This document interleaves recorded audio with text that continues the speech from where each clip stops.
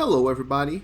Today's video is more of a rant and more of some rambling. It's not really a rant, but it's just rambling, and it is unscripted, which is content that I usually do not do. I usually script my content, and maybe if it's necessary I put little unscripted parts in it, but today it's just completely unscripted. I'm going to talk a bunch of dumb stuff, and might say a lot, you know, and the quality of the audio might not be completely okay the entire time, because if it is unsalvageable, I'm just not gonna bother salvaging, re-recording a little part, because it's going to lose the impact, and it's just gonna be like this. And if you don't like that kind of content, you can skip this video, and if you like the kind of content, then well, stick around. Maybe I'm going to do more of it. And the main reason I don't want to make a complete 100% script for this one, I don't want this to be completely scripted, it's because I just don't think this game deserves the time and effort that it will take to make a complete proper script, which it says a lot about the state of the game.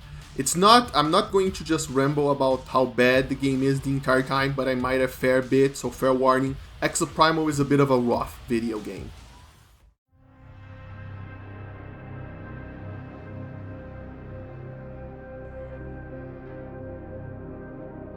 Exoprimal is Capcom's latest game, and you might know it as the Dinosaur shooty shooty bang bang game. The first trailer showed a bunch of dinosaurs and people fighting against dinosaurs, and you probably thought, oh wow, is this a co-op game? Is this a Left 4 Dinosaurs? But it is not, because there's also PvP here. And I mean, Left 4 Dead had PvP, but here the PvE and the PvP, it's all the same thing, which it's going to turn out to be a bit of a problem. But let's not talk about that. Right now, let's talk about the basic premise of the game. And the basic premise of the game is that it is the future and dinosaurs pop out of black holes all over the world. It is really concerning, and they have dinosaur forecasts, like weather forecasts. So shit's fucked.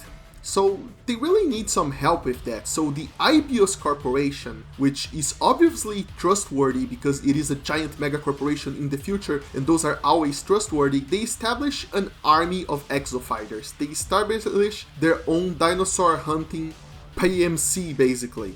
And you basically make a protagonist, and you join a group called the Hammerheads, and you know, they have all kinds of people there. They have the leader, they have the funny nerd, they have the veteran, and they have the robot. Everybody's here together, and they're having a good time until they crash land into Bikitoa Island, in which is a bit of a weird cutscene, because they crash land when the sun is going down, and then you just fast forward to another cutscene where it is nighttime, and the protagonist discovers the things that are going to lead to the main plot of the game. So shit happens that kickstart the main plot of the game, but it's just weird that the cutscene, there's nothing wrong with a plane crashing during sundown and then the next cutscene being during the night, but immediately after that you get the opening of the game. You get like the logo of the game, and nothing really happened yet, which makes me think maybe this was supposed to be sort of the prologue. He was supposed to crash land, fight some dinos, and then get there. Maybe there was going to be a story plan at some point, and I wouldn't doubt if there was a little bit more of a single player segment, if the game was going to have a story mode or just a little single player segment here. I wouldn't doubt that, but because of that, I just feel the cutscenes feel way too disjointed at the beginning of the game. But that's the least of this game's problems.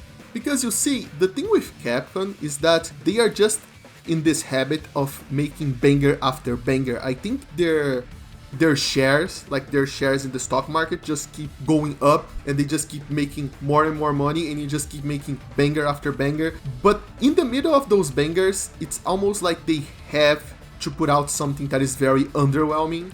I don't know why. They will release stuff like the Resident Evil remakes, but then they gotta have a little bit of a Resident Evil 3 remake in there. They release Monster Hunter, but they re-release Ace Attorney, the Great Ace Attorney in English, but they're gonna have to release Capcom Arcade Stadium in an underwhelming way. They just gotta do that. And after the banger of Resident Evil 4 remake and Street Fighter 6 both being really, really good games, Exoprimal is here to break the streak. It's here to break that combo. It's not an outright bad video game, but there are some baffling decisions, there's some baffling stuff that the developers decided to do that really drags this game down. But enough preamble, most of this game is about the gameplay, so let's talk about the gameplay. The gameplay of this game is called Dino Survival. And That's all you get. There are a few variations, but there's basically one game mode in this game called Dino Survivor. And the way it works is that you pick an Exofighter suit and you equip it, and then you get thrown into a team with 4 other players. On the other side, there's another team with also 5 players, so basically it's a 5v5 PvP game, but that's not really how it actually works. The way it works is that you are put into a PvE mode before the PvP. You are loaded into a map, and then the map has various objectives. Most of the time you're going to get Dinosaur Co, which basically means the game is going to endlessly spawn dinosaurs until you kill enough of a certain type of dinosaur, so you can then proceed to the next round, where you run to the next part of the map, and you try to complete these objectives as fast as possible. It's not as simple as just completing them as fast as possible, because after you finish an objective, you have to wait for the game to sort of load, for the game to allow you to proceed to the next objective and to show where the next objective is on the map. So there's this sort of stop and go quality to it. You have to go there, complete an objective, wait a little bit, go there, complete objective, wait a little bit, and whoever completes all of the objectives first gets thrown to the final round before the other team. And this is essential, this is very important, because the final round is pure PvP. It's where players are going to fight head to head, and with objectives like carry the payload, or capture the flag, or, you know, these sorts of objectives that you see in other PvP games. So obviously whoever gets that there first has an advantage. So it's all about speed running the PvE mode so you can get to the PvP mode at the end of each round. There's also the fact not every Exofighter suit is built the same way. There are 3 different classes of suits. I don't remember their exact names right now, but I'm gonna say I think it's Fighter, Tank and Support, but it's basically DPS, Tank and Healer. That's basically what the classes are. Is the classic MMO Trinity. And there are many different Exofighters under each class. There are 4 DPS you can choose from, there are 3 tanks, and there are 3 healers. However, you cannot choose the last DPS, the last healer, or the last tank at the beginning of the game because you have to level up to unlock them. So at the beginning you only get 2 tanks, 2 healers, and 3 DPS to choose from. And each of them play out differently, but in order for you to really get a successful match, in order for you to really succeed, you have to have a well-balanced team, which is not always the case, though the game does allow you to change exosuits whenever you want. You can change them when you're waiting for the match to start or during the match, and if you press the change exosuit button, the game will tell you what your team is currently lacking, so you can fill that gap if you want to. Now, from that explanation alone, you might have caught a few red flags. The first one is that since this does not have a queue into a row to get into a match type of system, the game will not. I think the game will try to match up people with a variety of roles as much as possible, but it is entirely possible for you to start a match with 5 DPS and everyone is just DPS, and then it doesn't matter if you change to healer or tank, because the rest of your team does not want to be anything but DPS, and thus you get screwed because you either are tankless or healerless. But also, I do think it's fun to have I think it's really fun to be able to have crazy matchups like this, but the main problem with this entire thing is that you can't go into a crazy game mode so you can have crazy matchups like this. There's only one mode, Dino Survival, and you might be fooled because the game lets you choose between PvP, PvE, or any of them, and you get a bonus to EXP if you choose I would play any of them, in order to encourage people to queue to as many games as possible. But that is a trick. That was a fucking lie. Because it doesn't matter if you choose PvP or PvE, you're still going to play the exact same PvE thing. The only difference is that the final round, instead of being a PvP round, is a PvE round, where you just complete even more objectives from the PvE part of the game, which does sound like PvE, but it's not really a PvE mode, especially since the guys can use dinosaurs to invade your game. Because yes, that's a thing, you can control a dinosaur. You can pick up a thing called a Dominator that the game usually spawns on the team that arrives late to the final round in order to level things up, and you can use that Dominator. Usually both teams get it, but the team that gets it first is the team that is losing the game at the start of the final round. And you can use this Dominator to summon another dinosaur, so you still have this sort of little fight going on. You can't just PvE, there is no objective mode, you are always competing against another team. So you might as well just choose any game mode, really. because you're always going to be speedrunning and rushing against the other team. And it baffles me that this game does not have a dedicated PvE mode. It baffles me that this game does not have a single player campaign, honestly.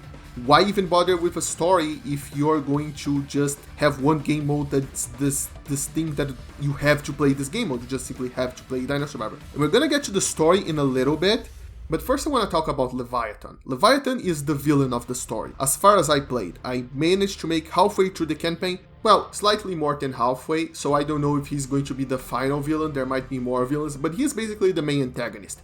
And Leviathan is this AI that is creating this perpetual war game, where he keeps teleporting the main character back in time in order to fight dinosaurs. He summons him, but not like to the prehistoric times. He is in 2043 and he summons the protagonist to 2040, and then he summons protagonists from all around of sort of different universes, the multiverse, and he summons them to fight together and against each other in this perpetual war game. And he always starts each match saying the same things. He doesn't always say the same things. He usually do a little bit of a commentary like, oh, you did well in your last matches, oh, you did poorly in your last matches, work better. But usually he says the same things when he puts you in this lobby. And he's just so repetitive. I hate hearing this. And the developers know that he's repetitive because the characters in the story, in game, they talk about how repetitive he is and about how annoying he is. But you always have to go through this thing before the actual game starts. And I get it, sort of, you know. It's not like the developers are wasting your time by making you listen to him, because you are still going to have to wait in the lobby before the match is ready. They're just taking the time that you would usually wait for a match and try to make it a little bit more interesting, but he's just so annoying. It's just so repetitive.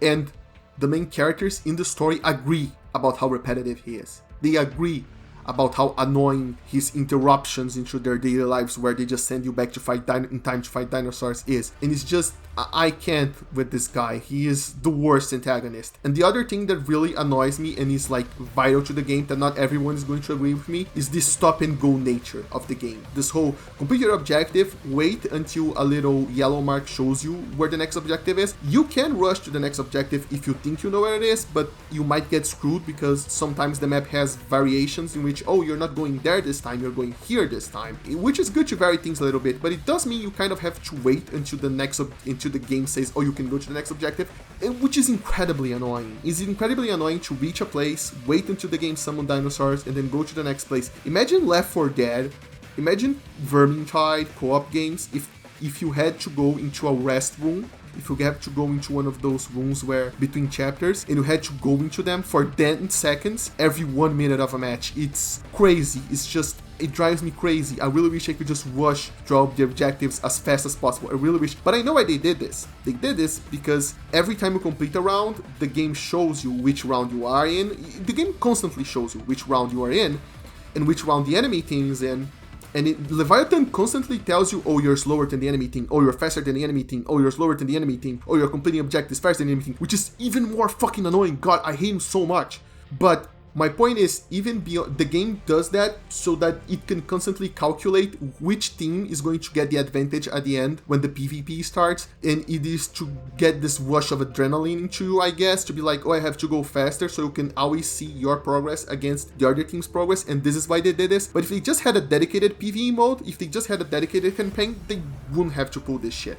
They could have a mode that is both together, but they could have just made a PvE mode and made a PvP mode, because the PvP in this game has a lot of variety. It is really interesting, but it's not that interesting at first for a reason that is incredibly baffling to a ridiculous degree. Like, what were they even thinking?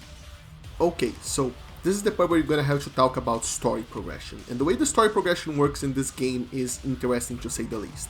You see, the protagonist is crashed in the island with his team and they want to escape. In order to escape, they must gather data files. And every single mission you complete, every single fight you fight, every single dino survival round Regardless of if you win or if you lose, you get some data files, some amount of data files. And those data files are basically codec counts. You listen to the characters talk about a piece of information that they retrieved, and once you collected enough information, you unlock a cutscene, and that cutscene kickstarts the next part of the story. Or maybe it's just a short cutscene of no significance, of little significance, really.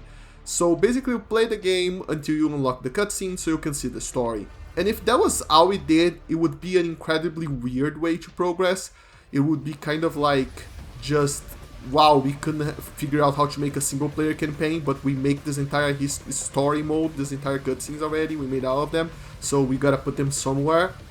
But what's baffling, what's really baffling, is that the amount of content you have access to in this game is gated by story progression. You have to fight a lot, and you have to watch the cutscenes, and you have to progress the story in order for you to unlock new maps, in order for you to unlock new enemies.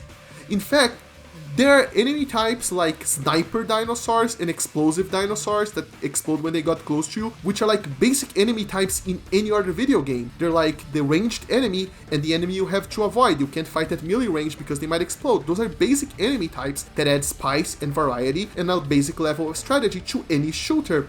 And here, they are gated between significant story progression. That's why you don't get to see, you get to shoot the exact same dinosaurs and fight the exact same PvP battle 10 times at the very least until you unlock the first big story progression. Which is why I think people might actually be put off by this game. They might be like, wow, this is kind of boring, I'm just doing the same thing over and over and over again. You're just doing Dinosaur Co. However, eventually, you get different types of events. Eventually, you unlock area defense, where you have to defend a specific area from dinosaurs. Eventually, the big boss dinosaur at the end of each PvE round starts running away, and you have to hunt him down. There are all sorts of events that can happen, but they can only happen once you pass a certain amount of story progression. So you might be wondering, okay, but does that mean it only happens in my game? Isn't that weird? This is an online 5v5 video game, right? And that's where the problem lies. That's where a big problem lies. Because you see, the map you play in, and the dinosaurs you encounter, and the matches you have, and the events that can happen are all basically centered around the lowest level player. You can probably already notice the big problem this is. This is a 5v5 game. It needs 10 people in order to play. If at least one of those people has not progressed in the story enough, you are going to get the same basic shit in the same basic maps over and over again. I take this with a grain of salt because, as I said, I have not finished the game yet, and I just heard people talking about it on the internet, but I've seen people who have 20 hours of playtime and just were amazed that they played in a lava level, which I believe it's an endgame level.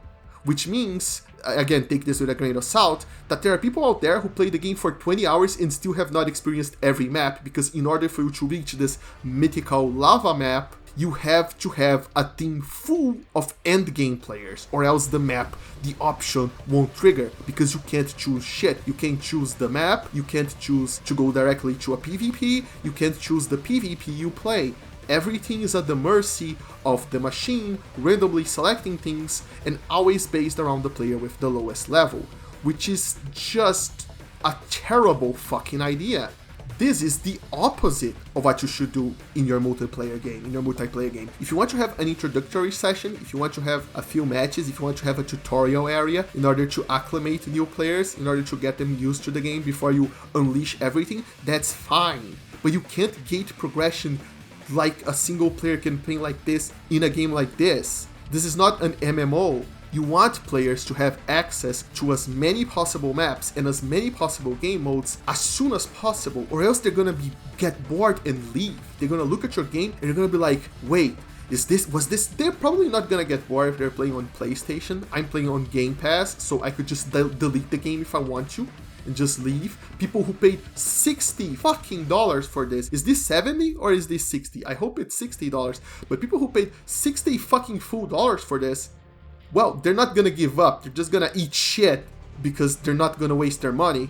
So they're just gonna go, and they're gonna be happy when they realize they are not in fact eating shit. They're just have to put in the time and effort to get to the fun bits of the game, which is ridiculous. But good thing, I suppose, good thing this is not free to play, because everybody would have dropped it. A bunch of people would have started playing this game and would have dropped it. I played 10 matches before I got a PvP mode. On my 11th, or no, I think it was like on the 12th match, I got a mode that was not a payload mode for the PvP and met other dinosaur types. This is ridiculous. This is absolutely ridiculous. And to make matters even worse, there are in-story events that happen based on the progression of a player on a match. I reached a certain point, and then a cutscene started mid-game, and then we had to protect a guy in order to advance the story. And the entire time I was like, wait, is my team waiting for this cutscene? They did not choose to be here. They did not choose to play this kind of match here, right? Are they seeing a cutscene? Is it possible that sometimes it's taking so long for the next mission to load because another player is actually watching a sort of a cutscene? There are escort missions that I got that are generic, and I don't know if those are generic for me, but for the player they're seeing for the first time, they are seeing this guy, which is important to the story. But another thing that I'm sure fucked everybody's day up, I hope for a positive way, was when I got a raid. Yes, that's right, I got a raid match in the middle of another match. We were completing the objectives, and when we completed the second or third objective, we got teleported into a 10 people match. All of both of the teams were put in the same team, and we had to fight a bunch of dinosaurs, and then we had a boss battle against the T-Rex because it was story based. It was my turn in this case to do the raid.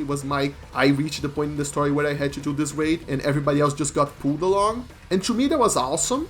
I was like, holy shit, it was a great boss battle. But I wonder how everybody else felt, because it is impossible that everybody else was just at the exact same story point I was, right? That would be insanity that 10 people have to play at the exact same story point in order to trigger the raid. That would be absolutely insane, which means I think there were people there that were higher level than me. I assume everybody was higher level. I don't know if anybody lower level got pulled into this shit. I think not, because that might have broken their story. But basically everybody got pulled with me together in this raid. And while for me this is awesome, I could easily see people getting annoyed because they thought they were just going to pop a match and just like kill dinos. But now they are going to have to get involved with this completely different kind of content that is probably not what they were looking for, and that might be annoying, and including of course all of the cutscenes that are obligatory and stuff, and it takes way longer usually to get through it than a normal match, so I can definitely see that getting annoying. And what really pushes things into even wilder territory is the fact that what if you like these raids? What if you want to do more of them? Well, get lucky. Get lucky to be placed with a player that has the exact story progression necessary to trigger this story event, this raid. I think they're planning on adding endgame raids, which is going to be a blessing. I think they're going to do that in about 3 months, but I don't know the exact timeline, or if what they're going to add is exactly that, if they're just going to let you do the raids on a separate queue, and that would be really cool if you want to repeat these raids.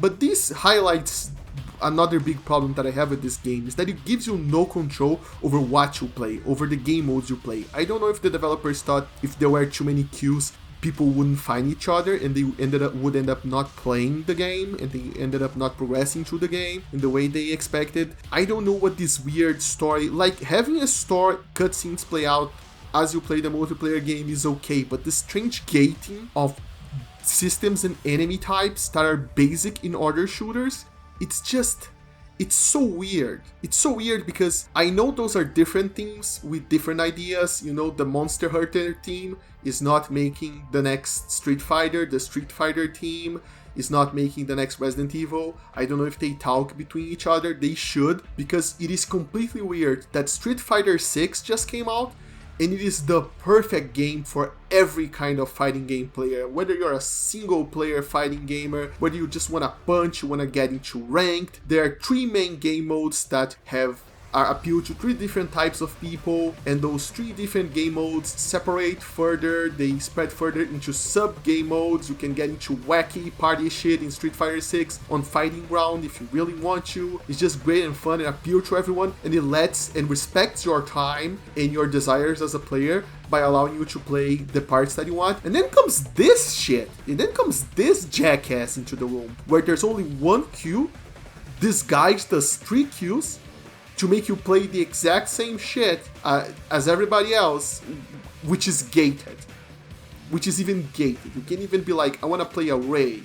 You know, I want to play a single player mode. It is gated. And even if you're like, okay, this is the mode that I want to play, having the mode deliberately gimped for lower level players, like, if it was super ultra mega hardcore content, I would be like, why the fuck did you just make a separate game mode and queue and stuff for super mega hardcore content? But whatever, it happens, you know. But are you really going to tell me that a dinosaur that shoots slime at you from a distance and a dinosaur that explodes next to you, things that add variety and spice to the game, are ultra mega hardcore game concepts that new players wouldn't understand? I mean, come on, Capcom. I don't know what the fuck's going on with this game. Why is it like this? But the thing that annoys me the most, the thing that really gets my goat, so to speak, is that Exoprimal is not a bad video game. It is a good video game, mired in bad decisions. It is a decent video game. It is dumb dinosaur shooting fun that could have been great, but it is just mired in bad decisions. Because the base of a good video game is here. The shooting is satisfying, the different classes that play differently are all fun, their ultimates are crazy, there's a tank guy who is like the shield guy from Overwatch. I didn't play Overwatch, who he fights melee and then he has a shield, he's a tank guy, and his ultimate is that he spins around like a hurricane and he just throws both players and dinosaurs around in this hurricane, which is insane. There's another one that freezes off the dinosaurs with an AoE, which is awesome because it just freezes them in this sort of purple web dome thing, which is awesome. There's another who makes all dinosaurs float around with a sort of black hole. There's another one who simply throws all of his dinosaurs in the sky, and it's spectacular when that happens, and it's really fun. And the PvP can get really intense and can get really interesting. I'm not much of a multiplayer guy. The last multiplayer game that I played a lot, just so you guys can know, was Splatoon 3. I really love Splatoon. It is basically the only multiplayer game that I play. I don't like other multiplayer games. I just play Splatoon. I just love shooting that ink with those squid people? Inklings, yeah, that's what their name is.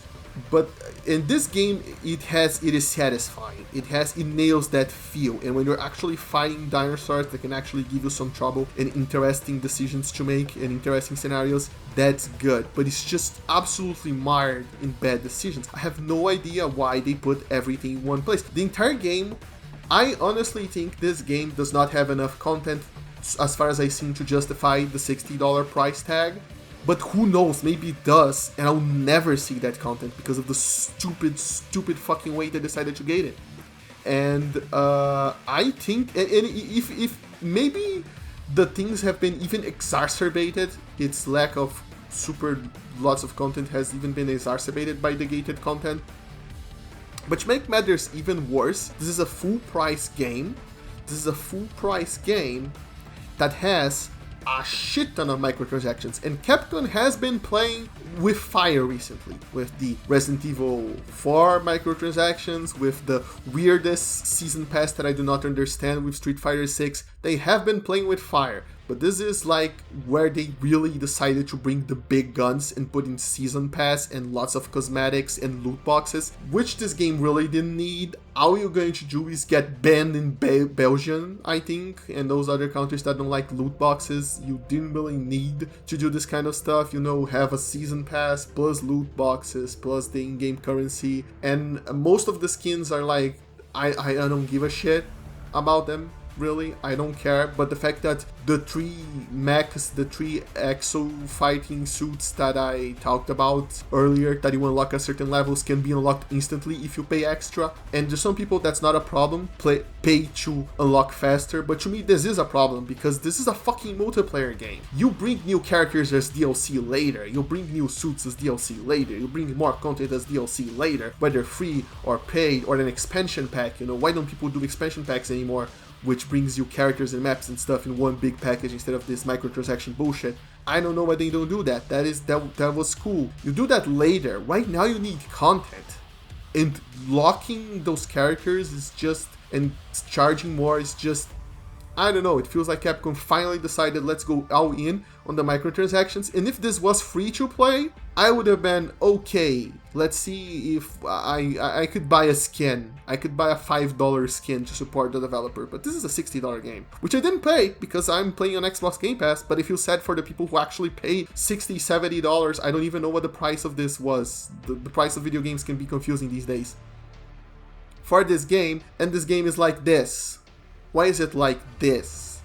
I don't know. The performance. I also wanted to talk about the performance. The performance is great. It is fantastic. It runs smoothly, even when you're fighting hundreds of dinosaurs. Usually you only fight dozens of dinosaurs, but in the raid battles you will find hundreds of dinosaurs at the same time with no notable performance drops at all. It plays spectacular, and I think it is because the dinosaurs have no shadows. Like, I think they have no shadows, or they have some weird shadow blob thing going on. The normal dinosaurs, which are not the special dinosaurs. And I think, and it doesn't matter because they just come at you in like a sea waves of dinosaurs, so you don't even notice. And that's a neat trick, which also showcases that really just put your shadows from high to medium. Just lower them from ultra to medium and get that sweet 60 FPS. Shadows are the enemy of good performance. But it is really good that they got the performance of this game to be this good, and that they nailed the feel, and that they have interesting classes, and that they have interesting interactions, and that the base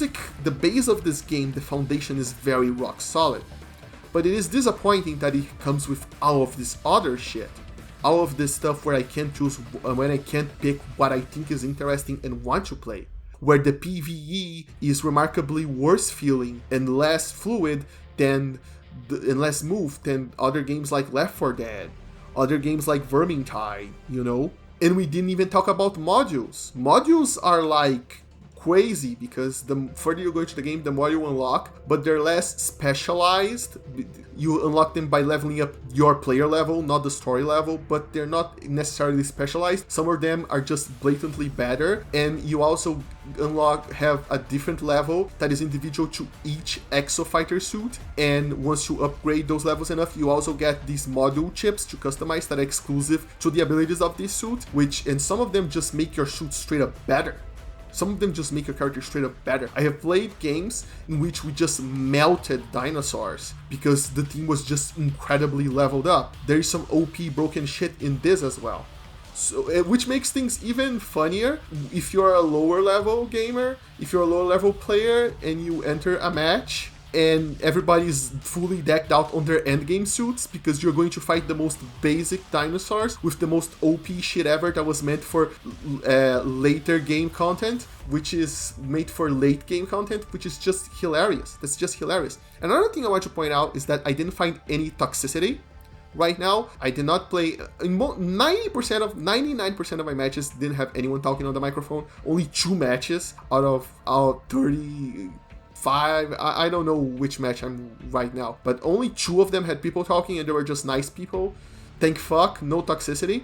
But I can see this shit going down a wrong path real quick the longer the game is on the market, because right now it's the honeymoon period. Right now we're out fighting the dinos and figuring out the suits and seeing these events for the first time, seeing these raids for the first time, completing the story for the first time, and we're having a good time. But could you imagine someone picking this up on a sale later on and playing with higher level players?